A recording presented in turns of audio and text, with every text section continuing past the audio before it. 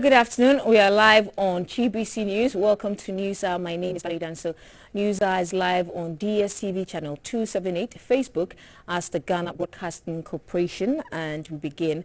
The Governing Council of the Millennium Excellence Foundation has conferred on Cardinal Peter Piatekson, a Catholic cardinal, a special award, the Motivation and Religion Award. This honor recognizes his impact as the prefect for the dicastery for promoting integral human development. Cardinal Peter Piatekson says the award places a great deal of responsibility of striving to attain excellence and promote human dignity in every aspect of life. Excellence Awards Foundation recognizes and awards individuals who have made an indelible impact on society. One of the individuals who received the award is His Eminence Cardinal Peter Piatekson. Cardinal Texon is described as a distinguished personality who from a very humble beginning has risen to the heights in what he set his heart to achieve in life. He was born on 11th October 1948 in Nsuta, Wasa, a mining town in the western region, to a Methodist mother and a Roman Catholic father. His mother later converted to Catholicism. He had his primary school education at the Nsuta Roman Catholic Primary School. For his middle school education, he was enrolled at the Urban Council Middle School in Nsuta. Secondary education saw him at the St. Teresa's Minor Seminary in Amisano as a seminarian for the priesthood for the Archdiocese of Cape Coast. He pursued an integrated course in philosophy and theology at the St. Peter's Regional Seminary in Pedu, Cape Coast, from 1969 to 1971, before going on to study theology at St. Anthony on Hudson Conventual Franciscan Seminary in New York, where he graduated with Master of Divinity and Master of Theology degrees. He returned to the Archdiocese of Cape Coast in 1975 to be ordained to the Holy Priesthood. Since then, he has played major roles in the Catholic Church in Ghana and at the Vatican. In 2003, Pope John Paul II created and proclaimed him Cardinal Priest of St. Liborio in his final consistory. He is the first Ghanaian cardinal and was one of the cardinal electors who participated in the papal conclave of 2005, which elected Pope Benedict XVI. Pope Benedict appointed him as a general relator of the Second Special Assembly for Africa of the Synod of Bishops, with the theme The Church in Africa, at the service of reconciliation, justice and peace. On his career, the Millennium Excellence Awards Foundation has conferred on Cardinal Peter Piatekson a special award, Motivation and Religion. I'd like to thank you, the foundation, the Millennium Excellence Foundation, and its Board of Governors, for finding me worthy of this award. So to talk about anybody having excellence is to approximate somebody to the heavenly, to the divine, as it were, to the thing that exalted is on high. And that is what I find in this celebration as a challenge. I suppose that in granting me this award, you're reminding me that there's something of mine which should be heavenly or which are sought to be heavenly, which should be godlike or which are sought to be godlike, and which needs to maintain that character. The Vice President, Dr. Mahamudu Bawumia, says Cardinal Texon's award is a fitting tribute to his contribution to Christianity, the Catholic Church and Ghana.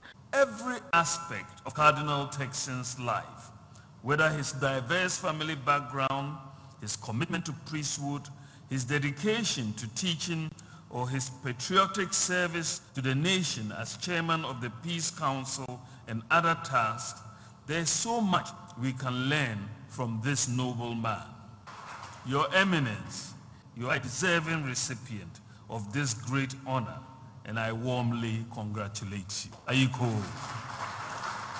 Cardinal Peter Piatekson encouraged Ghanaians to let their actions reflect Ghana's coat of arms of freedom and justice.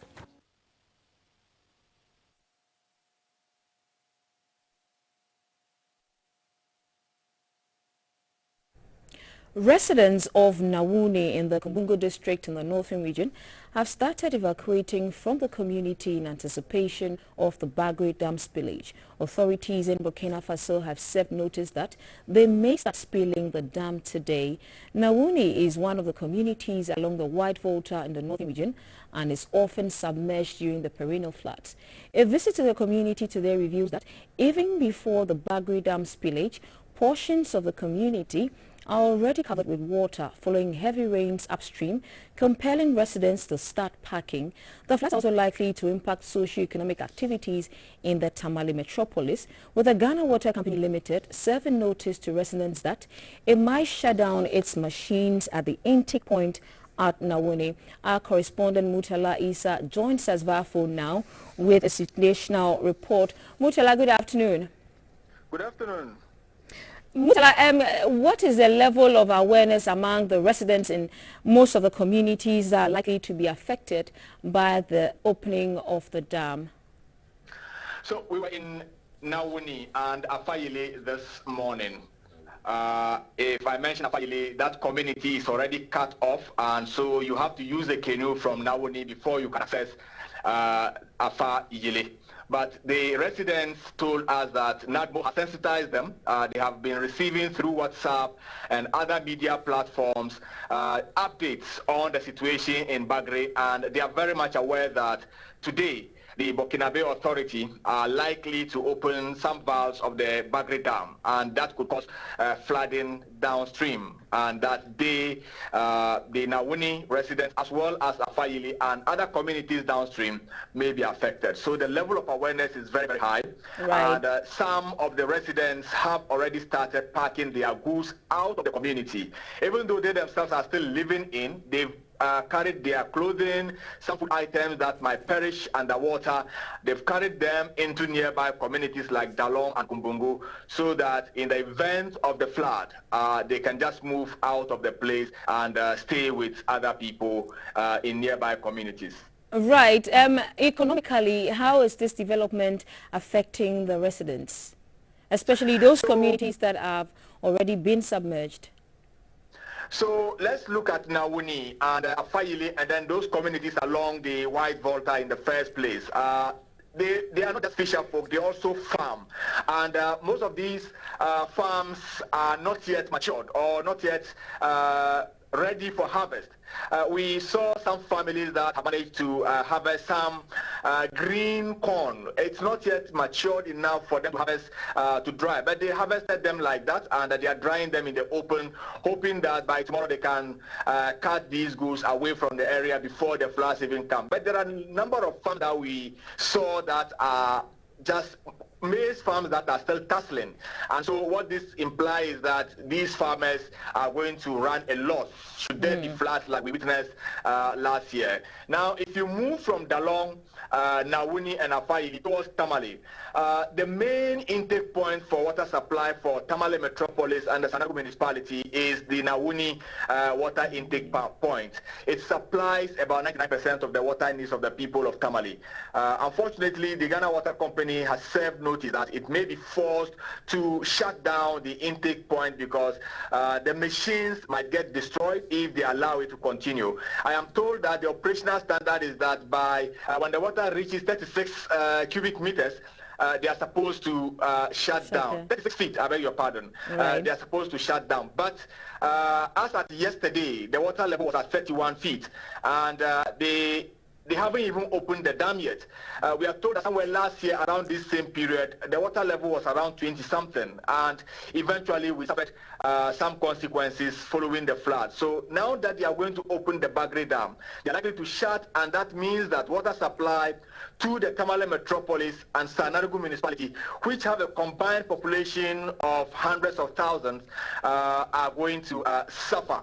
Right. So that is the situation. That this will impact economic activities greatly within the area. Right. Mutala, have you spoken to authorities from NADMO? And if you have, can you share what they have been saying and where we stand now?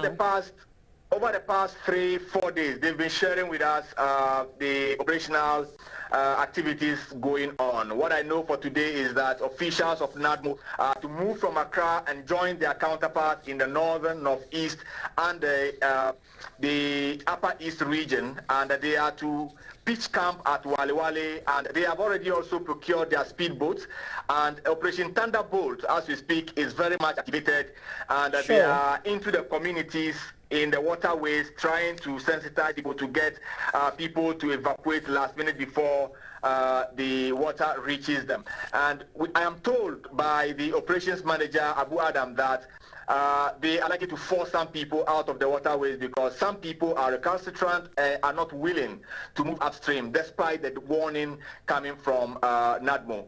We are told they are going to be at Wale for the next 3 months or more, just in case someone needs to be rescued. Their speedboats are ready. They are working in conjunction with some security agencies, and they tell me that they are very much prepared for what is happening upstream. Thank you for those updates, Mutala. That was our correspondent, Mutala Isa, who came through with a report about the evacuating of residents in anticipation of the Bagri Dam spillage. Now, there was a peaceful protest march at the border town of Aplau involving various groups of people, especially traders and members of the border town communities whose livelihoods are linked to the crossing of the border between Aplau and Togo. The protesters, who are calling for the reopening of the border, marched from Denu to the Victoria Park at Aplau. There was some security presence to ensure that all goes well. Courage Babanawo, a resident of K2 South, joins us with the latest updates. Good afternoon. Good afternoon. Thank you for joining us. Now, how did the demonstration go? I believe all went well. Yeah, the demonstration went well. We started from Denu Junction, where we turned at the Aflau border and ended at Abrima Park. Right. We saw a number of protesters wielding placards. What were some of the noticeable ones that come to mind, and what are their demands? Our demands are very simple. I know that during last address of the president, first address of the president, he has closed down the land borders and then the airports. And then over the time, the president has opened the airports and the land borders are still closed. What our demand is that when the lockdown happened in Accra and Kumasi, there was provision from those people who are living in those communities. And we, the people of K2 South, our borders have been closed close to a year now, and nothing has been done to the people of K2 South. Either have they benefit from any governmental policy or governmental support since the border was closed. And most of us here depends on the border. Our moms and our brothers, our sisters, that is where they buy their food stuff from before selling. That is where they get their daily meal from. If they cross some, if they went and go and buy something, that's what they do. So what we are telling the president is very simple, that His Excellency, the President of the Republic of Ghana, should put down the necessary protocols of COVID-19 and open the land borders for us. Right. Courage, there are reports that people are still using the unapproved route still. Some people are asking, is this demonstration necessary?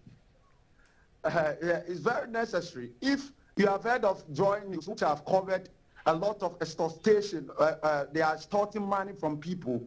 Some immigration officers allegedly extorting money from people who are crossing the border. And if the president has opened our borders, this kind of extorting money from people won't be happening. And if, for example, I go to Togo and my daily bread is 50 Ghana cedis, and I have to pay in and out to an immigration officer about 30 Ghana cedis because I can't cross. And even not crossing, the immigration officer is going to be frustrating. Or you're going to pass to a hall before getting to Togo. How can it work? How much are you getting from Togo that you have to pay this? So the issue is about the welfare of the people of K2 South constituency. The issue is about people who are not having the 20 to 30 Ghana cedis, 50 Ghana cedis to pay to cross. I've captured in Joy News documentary quite recently. So we are just saying that if the demonstration is necessary, that likely for us to our President of the Republic, His Excellency Nana Akufo-Addo, I'm elected as the ECOWAS chairman. So here in Foreign Yasinbe, the President of the Republic of Togo, could put their together and see how necessary they can put the COVID-19 protocols into order and open the land borders for us, so that our mothers, our sisters, our brothers could have that legitimacy and that freedom to walk around their business without any harassment. Right, Courage. Thank you for speaking to GBC News. That was Courage Babanawo, a resident of K2 South, who joined us with some updates from the protest earlier today. Now, some farmers in the Upper East region are bracing themselves for the impact of any impending floods that could follow the spillage of excess water from the Bagri Dam in Burkina Faso. Operators announced that the dam is reaching its maximum capacity and will be spilled between August 27 and 30. Our correspondent, Samuel Ayama, joins us live. Good afternoon, Samuel. Good afternoon, Valerie. I seem to be speaking to you a lot today. Now, Samuel, have the operators opened the valves? For now, we haven't gotten an unofficial confirmation about the spilling the excess water in both dams. But we were told for a couple of days now that they will start the spilling today. Right. But what happens is that when they start, it takes 72 hours before it gets to our part of the region here, because this has been the entry point, the Galaka community to be precise, in the Boko West district of the Upper East region. Right. Now, information reaching us says that some parts of the region have already flooded. Is this still the case, or the waters have receded? Yes, when you move to the Boko West, that place has been the hardest hit district in the Upper East region, or even in all the districts in the affected areas across the country. But the issue there to do with the torrential rains. Every year, the spillage of the dam coincides with the torrential rains. For the past 2 weeks, we have been recording heavy rains here in the Upper East region. Yesterday, we're at Galaka, and then we moved around the Yarigo and Gentiga, number 1, number 2. All these communities are always the hardest hit communities, and we realize that the water level in the white water has kept on increasing. It's very, very high, and places that the river or the white water is seriously silted, the water started flowing, overflowing the banks of the white water, submerging some farms, and for that matter, some crops that they cannot salvage anything as of now. Right. Now, some households and residents who live along the waterway were asked to move to higher grounds. Have they adhered to these directives? Have you seen any notice? Okay, sure. Yes, they have started evacuating or moving to higher grounds because this time around, compared to last year, and NADMO has they've collaborated very well with the stakeholders, the chiefs, the opinion leaders living along the white water. So they themselves moved around, realized that the message had really gone down well with the people. They are fully aware of what is going to happen between, like, from today to 30th. So they started moving. Some started. Those whose crops are matured enough, they harvested them, but that was just a peanut, because we realized that majority of the crops, particularly maize, is not matured yet for harvesting. So they haven't gone close, but they are aware fully that they are going to start the spilling. But what they are waiting for is to start counting their losses, because most of the crops along the white water is not ready for harvesting. Right. Samuel, the annual spillage of the Bagri Dam often results in serious flooding in most of these communities. Are you aware if the authorities are doing anything to reduce the impact on farmlands and produce? Yeah, for now, what they are doing is just little. That has to do with the sensitization exercise that they have been carrying out on the need for residents living along the white water to move to higher grounds. I'm sure the lasting solution that they proposed is the construction of the Balogu multi-purpose dam, but as we speak, main construction hasn't started yet. They are still consulting those communities, or like talking to those 5 communities in the Northeast region that they are to relocate them to a different place. I'm not sure they'll be able to reach agreement with them. I'm sure that has been the reason they've not started the major or the actual work on the ground.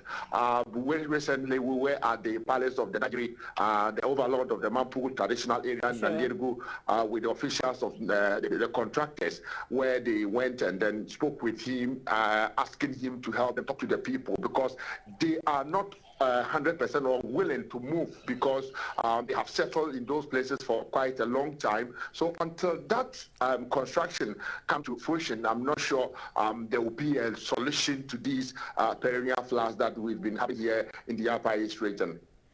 Right then, Samuel, thank you for speaking to us. Our correspondent Samuel Ayama joined us live from the Upper East region. We are still staying on the topic. The Director of Communications at NATMO, George AEC, says NATMO has carried out a rigorous sensitization drive to get people in the affected areas to evacuate to safer grounds.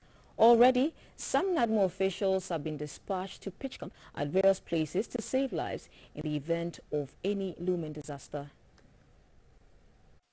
We've been ready. Our people, officers have started the community sensitization and engagement and helping people to get to safer grounds already before we launch the Operation Thunderbolt.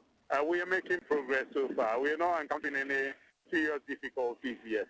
There's full cooperation by the people. It's happening between today and Monday. So it can be today, it can be tomorrow, it can be Sunday or Monday. So that is the time frame given us. After the specific time, we don't have that as of now.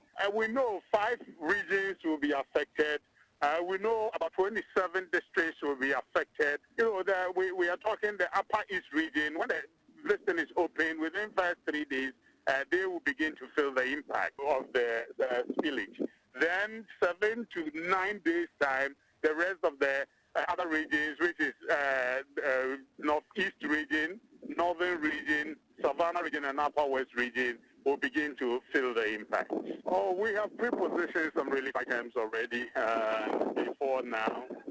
That's how come when the incident happened in Upper West, we were able to support them. Yes, we have pre-positioned some food items and other relief items. They will need all. It's not only the food. They will need all the relief items that will be available for them. We are looking forward to the expedited completion of the Bagri Dam, which will save, collect the excess spilled water and will save many lives and property going forward. So that is what we are looking forward expectantly to, the completion of the Bagri Dam.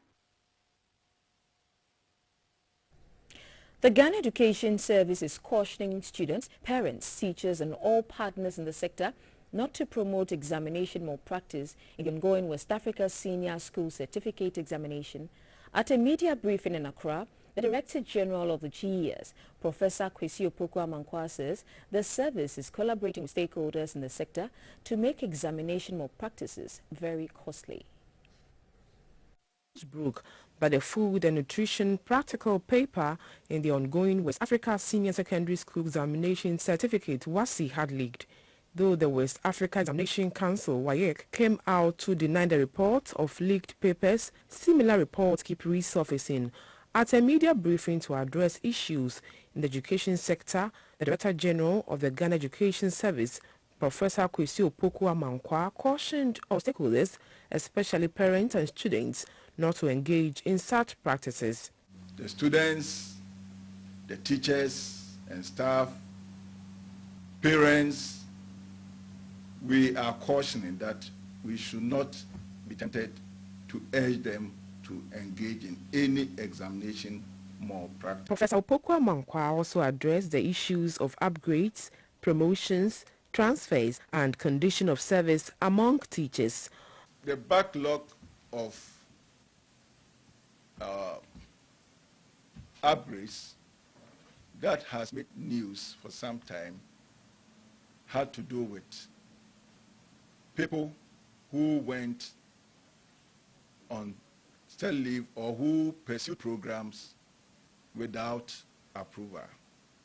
In our records now, about 14,997 people who pursued programs without approval. The unions interceded on their behalf and we've upgraded them. Overall, we've done about 24,000 of the upgrades. from at all levels, but 14,997 of them, in principle, do not deserve it. In principle, they do not deserve it. But we work with the unions, and we agreed for those whose courses are courses that we require, we have upgraded them. On the preparation of the common core curriculum for the senior high schools, he said that could not be done for schools and teachers due to COVID-19, but would soon be introduced after the necessary preparations. The Chief Executive of the Kolebu Teaching Hospital, Dr. Opoku Wariampoma, says parents must seek early medical attention for their children when the need arises. He said presenting late to the hospital affects the survival of the child. He made this observation when the Kolebu Child Health Department was given a facelift to improve services at the facility. Health Department is the foremost facility that deals with childhood conditions and diseases. It is a referral center that sees several uncomplicated childhood health conditions. The 3-floor-story building has been in a bad state for some time. Management of the Kolebu Teaching Hospital in an SOS called for support for the Child Health Department, and the second floor of the 3-story building has received a facelift. The floor has been refurbished into a modern child-friendly environment with new child-friendly paintings, playroom for children recuperating, new beds, and the windows now aluminium framed. The floor and all restrooms have been changed. The Chief Executive of the Kolebu Teaching Hospital, Dr. Opoku Wariampoma, said the number of the cases that come to the facility are presented late, and this affects the recovery of the children. He called for the resourcing of other primary health centers to equip them to do more before they are referred. Apart from having the skilled manpower, we also need to create the right environment which would enable the children to recover. And also the staff will also have the satisfaction on working in a decent environment. We want to appreciate Dredge Masters and all the other people who have contributed to this project. Dredge Masters, who undertook the engineering survey and the refurbishment of the Child Health Department, called for routine maintenance to keep it safe and in good shape at all times for the children and the hospital. Authorities at the Motor Transport and Traffic Directorate of the Ghana Police Service in Tema say the MTTD has blamed the increasing spate of carnage on the roads in the country on indiscipline. Chief Inspector Matthew Youngson of the MTTD unit in Tema said road accidents, the second major cause of death after malaria in the country, needs to be tackled. The authorities of the Motor Transport and Traffic Directorate of the Ghana Police Service in Tema say driver indiscipline on the roads is alarming, and that the MTTD is poised to clamp down on the menace. To assist in this fight, 5 clubs of the Lions Club International Tema have presented 120 reflective vests to the MTTD units of the police service in Tema to ensure visibility at all times that will help curb road accidents. The vests form part of their commitment to ensure safety of officers manage traffic and curb accidents on the country's road.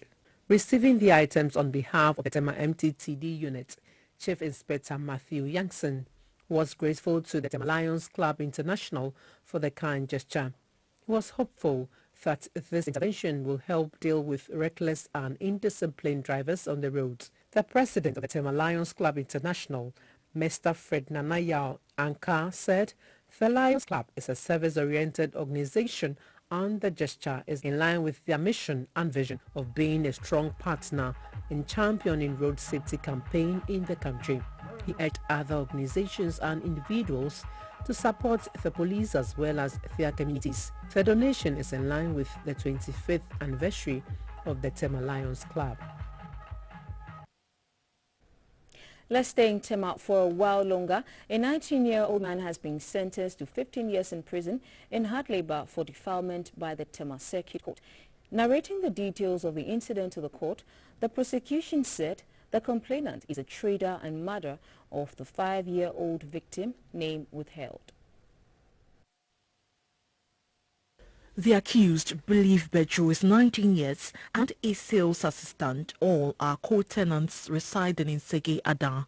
Prosecution said sometime in January 2020, the victim returned home after defecating in a nearby bush and complained of pains in the private part. The complainant then inspected the victim and detected bruises at her private part. During questioning, the victim could not disclose her ordeal. Prosecutor said on 2nd July 2021, at about 9 a.m., the victim, as usual, went to defecate in the nearby bush near the accused room and did not return. After some time, the complainant went out in search of the victim and saw her coming out from the accused room. The complainant became suspicious and, upon inspection of the victim's private part, detected fresh bruises at the victim's private part. After persistent questioning, the victim disclosed that after defecating, the accused lured her to his room and had sexual intercourse with her. The victim added that the accused had had sexual intercourse with her on numerous occasions. A report was made to the police by the complainant and a medical report form was issued to the complainant to send the victim to the hospital for examination, which was returned duly endorsed by a medical officer. Prosecutor said on 20th December 2020, the accused who bolted after the incident resurfaced and intelligence led to his arrest. Prosecution added that investigation caution statement was obtained from the accused and he admitted the offense. Prosecutor said after investigations, the accused was charged with the offense of defilement and put before court. While standing trial in court, the accused pleaded not guilty to the charges leveled against him. After overwhelming evidence was adduced against him during the trial, he was found guilty and sentenced to a term of 15 years with hard labor. A journalist has been shot to death by suspected armed robbers on the Tamale-Buope Road in the Savannah region. According to the Northern Regional Police Command, the incident occurred at around the Mamfa Junction on Monday at about 7 p.m. A statement signed by the officer in charge in Buope, Chief Inspector George GBC, and addressed the coroner in Tamale, indicated that the police officers rushed the scene, but the robbers had fled through the bush before their arrival. The victims, Umari Abdul Hakim and Taleh Ahmed, were met at the scene with gunshot wounds. They were traveling on board a Toyota vehicle with registration number GT 750516. On reaching a section of the road not far away from the Mamfa Junction, a number of armed men suddenly emerged from the bush and opened fire on them, deflating their tires in the process and forcing the vehicle to stop. Some of the bullets penetrated the vehicle and hit the two victims. The armed men then robbed them of their mobile phones and an unspecified amount of money and fled. The victims were rushed to the Buope Polyclinic for treatment and were later transferred to the Tamale Teaching Hospital for further treatment, but upon arrival, victim Taleh Ahmed, a journalist who was on assignment in Ghana from the London-based television channel MTA International, was pronounced dead. His body was deposited at the Tamale Teaching Hospital mortuary for preservation and autopsy.